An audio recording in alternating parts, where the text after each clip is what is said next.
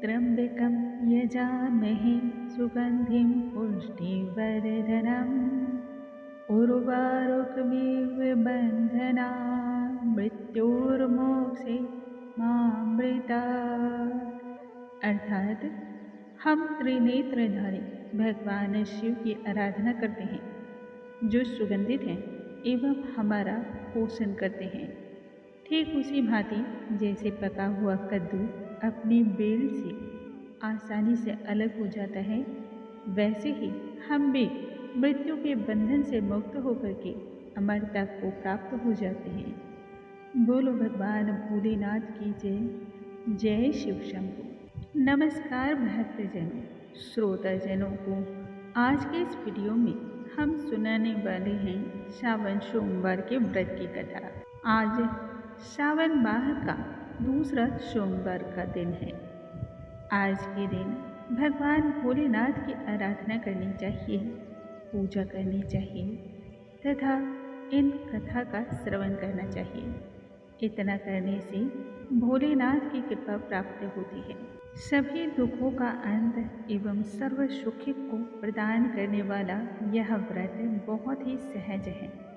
भगवान भोलेनाथ वैसे तो अपने भक्तों से सदा ही प्रसन्न होते हैं, परंतु इस कथा के श्रवण से जल्द ही कामनाओं की सिद्धि होती है। आज 21 जुलाई का दिन है।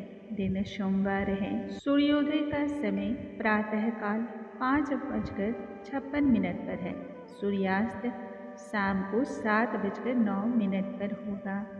आज के दिन ही कामिका एकादशी का व्रत भी है, अर्थात इस दिन भगवान भोलेनाथ और श्री हरि भगवान विष्णु को प्रसन्न करने का सबसे सरल दिन है। आइए भोलेनाथ का ध्यान करते हुए आज की इस कथा को हम आरंभ करते हैं। जय शिव शंभू, जय भोलेनाथ। पौराणिक काल की बात है। एक नगरी में एक धनाढ्य साहूकार रहा करता था। उस साहूकार के घर में धन धान्य की कोई कमी न थी, परंतु संतान न होने के कारण वह अत्यंत ही दुखी रहा करता। संतान प्राप्ति के लिए श्रद्धापूर्वक वह प्रत्येक दिन शिव की उपासना करता और संध्या के समय मंदिर में जाकर भगवान शिव के समक्ष दीप दान करता। भक्ति भाव को देखते हुए एक दिन माता पार्वती ने भगवान शिव से कहा, हे प्राणनाथ, यह आपका अनन्य भक्त है, वर्षों से आपकी पूजा अर्चना कर रहा है, आप इसके दुख को क्यों नहीं दूर कर देते? संतान प्राप्ति का वरदान आप इसे क्यों नहीं दे रहे हैं? माता पार्वती के प्रश्न को सुनकर के तब भगवान शिव कहने लगे, हे प्रिय, साहूकार के पिछले जन्मों के कर्मों के कारण ही उसके भाग्य में संतान का सुख तो लिखा ही नहीं है। इतना सुनते ही माता पार्वती भगवान शिव से आग्रह करने लगी कि हे नाथ, उस साहूकार को संतान प्राप्ति का वरदान दे दें। माता पार्वती की बार बार आग्रह करने पर भगवान भोलेनाथ ने इस बात का मान रख लिया और स्वप्न में साहूकार को दर्शन में यह संकेत दिया कि उसे संतान रत्न की प्राप्ति होगी। साथ ही उन्हें यह भी बतलाया कि उसका पुत्र अल्पायु होगा, केवल 14 वर्षों तक ही वह जीवित रहेगा। इस बात से साहूकार बहुत ही प्रसन्न हुआ, लेकिन संतान के अल्पायु की बात को ध्यान में रखते ही वह चिंतित हो गया। उसने पूरा वृत्तांत अपनी पत्नी को कह सुनाया। पुत्र के अल्पायु होने के विषय में समाचार जान करके साहूकार की पत्नी भी बड़ी दुखी हुई। यह बात जानकर भी साहूकार ने अपने आराध्य पर सब कुछ छोड़ दिया और पूजा अर्चना पूर्ववत ही जारी रखा। कुछ समय के उपरांत साहूकार की पत्नी गर्भवती हुई। 9वें महीने में एक सुंदर बालक उसने जन्म दिया। उन्होंने इस बालक का नाम अमर रखा। जब अमर 11 वर्ष का हुआ, तब साहूकार ने बालक के मामा को बुलवाया और कहा कि बालक को शिक्षा ग्रहण करने के लिए काशी लेकर जाओ।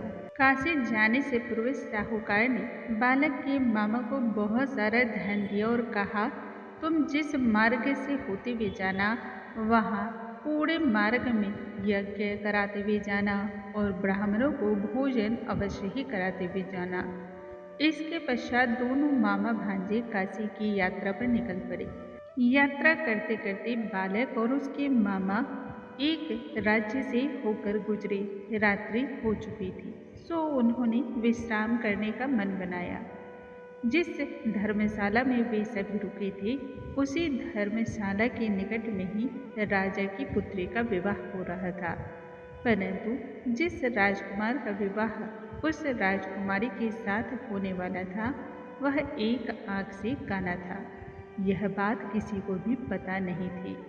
राजकुमार के पिता को यह चिंता निरंतर खाई जा रही थी कि यदि यह बात राजकुमारी को पता चल गई कि राजकुमार एक आंख से काना है, तो वह विवाह के लिए मना कर देगी। राजकुमार के पिता की दृष्टि साहूकार के पुत्र पर तो पहले से ही पड़ी हुई थी। साहूकार का पुत्र देखने में बहुत ही सुंदर था। राजकुमार के पिता ने उस मामा से कहा कि यदि वह अपने भांजे को विवाह मंडप में बैठा देते हैं, तब विवाह का कार्य निर्विघ्न संपन्न हो जाएगा। साथ ही उन्हें धन का प्रलोभन भी दिया। मामा धन के प्रलोभन में आकर के इस बात से राजी हो गए। इस प्रकार से राजकुमारी और बालक का विवाह संपन्न हो गया। विवाह के बाद बालक को यह बात कदापि अच्छी ना लगी, सो उसने राजकुमारी के दुपट्टे पर पूरी सच्चाई लिख दी। लिखा, जिससे आपका विवाह तय हुआ है वह तो एक आंख से काना है। मेरे मामा ने धन के लालच में विवाह के लिए मुझे विवाह के मंडप पर बैठा दिया, लेकिन मैं काशी विद्या अध्ययन करने के लिए जा रहा हूँ। प्रातःकाल जब राजकुमारी ने यह समाचार अपने दुपट्टे पर लिखा पढ़ा पाया, तब उसने माता पिता को संपूर्ण सच्चाई से अवगत कराई। साथ ही दूल्हे के पिता ने जब विदाई करने का प्रयास किया, तो राजा ने उसे डांट कर भगा दिया। इधर साहूकार का पुत्र और मामा काशी जा पहुँचे। वहाँ बालक ने विद्या आरंभ कर दी। समय व्यतीत होता चला गया और वह दिन भी आ पहुँचा जब बालक की आयु पूर्ण होने को थी। उस दिन बालक की सुबह से ही तबीयत खराब थी। उसने मामा से कहा कि मामा, मेरी तबीयत ठीक नहीं लग रही है, सो मैं थोड़ी देर विश्राम करना चाहता हूँ। कुछ ही दिनों के पश्चात काल ने अपना प्रभाव दिखाया और उसकी मृत्यु हो गई। बाहर मामा ब्राह्मणों को भोजन करा रहे थे। जब बालक को जगाने के लिए वह उसके कक्ष में गए, तो देखा कि वह तो निर्जीव पड़ा है। मामा विलाप करने लगे, परंतु यह भी सोचने लगे कि यदि वह जोर से विलाप करते हैं, तब ऐसे में बाहर जो ब्राह्मण बैठकर भोजन कर रहे हैं, वह बीच में ही छोड़कर चले जाएंगे। सो मन पर बहुत ही भारी पत्थर रख करके बड़े दुखी हुए ब्राह्मणों को उचित आदर सत्कार के साथ भोजन और दक्षिणा दे करके विदा किया। फिर मामा जोर जोर से विलाप करने लगे। ठीक उसी समय भगवान शिव एवं माता पार्वती वहाँ से होकर निकले। माता पार्वती ने मामा के विलाप को जब सुना, तो वह शिव जी से कहने लगी, हे प्रभु, यह साहूकार और उसकी पत्नी 14 वर्षों से आपकी पूजक आराधना में लीन है। आज भी उन्होंने प्रण कर रखा है, यदि आपने उनके पुत्र को जीवित नहीं लौटाया, तो वे भी अपने प्राणों का त्याग कर देंगे। इसलिए कृपया करके बालक को जीवन दान दे दीजिए। भगवान शिव पार्वती के आग्रह पर कहने लगे, हे प्रिय, बालक की आयु इतनी ही थी, सो उसने अपने कर्मों के अनुसार जीवन को पाया और अब उसकी मृत्यु हो चुकी है, इसलिए व्यर्थ की चेष्टा न करो। परंतु माता पार्वती भी कहाँ मानने पर थी। उसने बार बार आग्रह किया। आखिरकार भगवान शिव ने माता पार्वती की प्रार्थना को स्वीकार करते हुए साहूकार के पुत्र को नया जीवन प्रदान किया।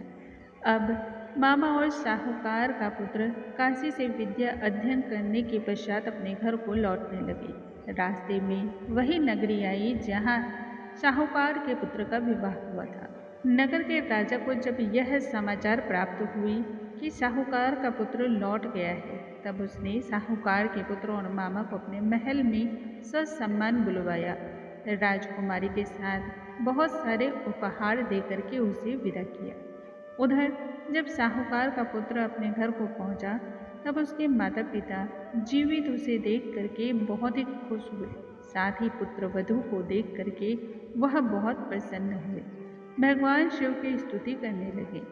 उसी रात्रि में साहूकार को भगवान शिव ने दर्शन देते हुए कहा कि हे साहूकार, मैं तुम्हारी पूजा और तपस्या से पूर्ण प्रसन्न हूँ।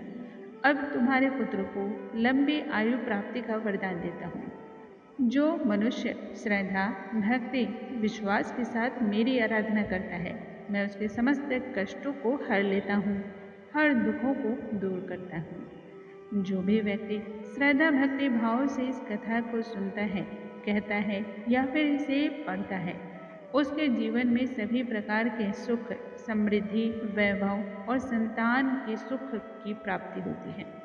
बोलो जय शिव शंभू, जय भोलेनाथ, हर हर महादेव। दोस्तों, आज के इस वीडियो में हमने सुना सावन सोमवार के व्रत कथा। कल के वीडियो में आगे की कथाओं के साथ हम पुनः मिलेंगे। तब तक के लिए नमस्कार। हरे कृष्णा, राधे राधे।